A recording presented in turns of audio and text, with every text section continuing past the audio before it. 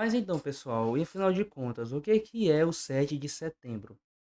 O 7 de setembro, pessoal, é a data em que, em tese, foi se dado o processo de independência às margens do rio Ipiranga, né, lá em São Paulo. Enfim, pessoal, para vocês entenderem um pouquinho como é que funciona, entendam um pouquinho como é que é o contexto do Brasil naquele período, em 1822.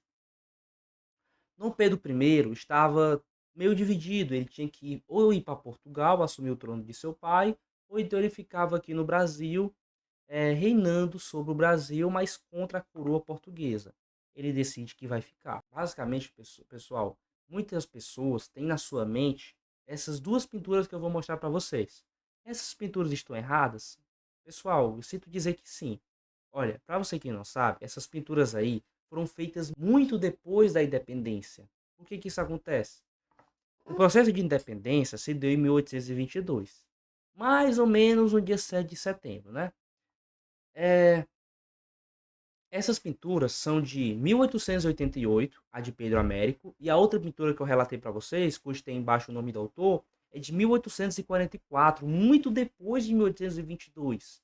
E o que, é que elas querem retratar? Elas querem retratar que o movimento de independência foi um movimento que teve guerra, um movimento que o Dom Pedro I marchou no seu cavalo em busca de trazer o movimento de independência para o Brasil, mas não foi bem assim não, pessoal. A outra pintura, que não é a do Pedro Américo, ela retrata que teve participação popular no meio do processo de independência. Pessoal, você está vendo aí na pintura que tem um monte de pessoas, a massa popular, inclusive, apoiando o Dom Pedro I, perto dele, como grande rei brasileiro, monarca, sendo que no processo de independência, pessoal, não houve participação popular. Pasmem, mas não houve participação popular. Foi só um movimento de elites. O povo não participou do movimento de independência, entendeu? E no outro está lá na pintura de Pedro Américo, que é de 1888, muito depois de 1822, que foi quando teve a independência, está lá mostrando o quê? Uma pintura de cavalaria, de pessoal montado nos seus cavalos, como se fosse que a luta pelo Brasil, e quando Dom Pedro I diz independência ou morte, Dom Pedro I nunca falou isso. Ele nunca falou independência ou morte. Na verdade, Dom Pedro I, pessoal, ele só aceitou ficar no Brasil porque duas pessoas influenciaram ele.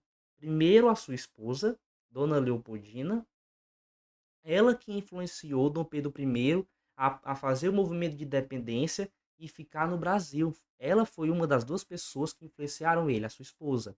E a outra pessoa foi José Bonifácio.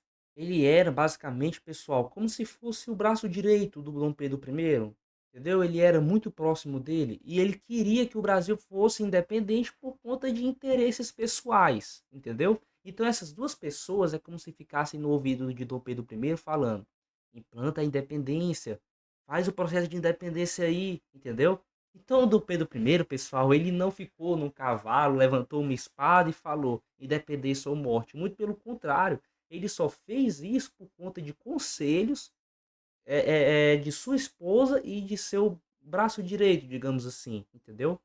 Foi um movimento bem passivo, teve conflitos, teve, mas somente pequenos conflitos regionais, não um grande conflito, como muitas pessoas pensam que teve, e basicamente foi um processo de elite, pessoal. As pessoas, o povão, as pessoas mais pobres não participaram, não foi um movimento popular. Então, assim, esses quadros são importantes? Claro que são. Mas quando vocês olharem para esses quadros aí, quando vocês estiverem mexendo nas redes sociais, olhe com um olhar de criticidade, tá bom? Porque não foi bem assim.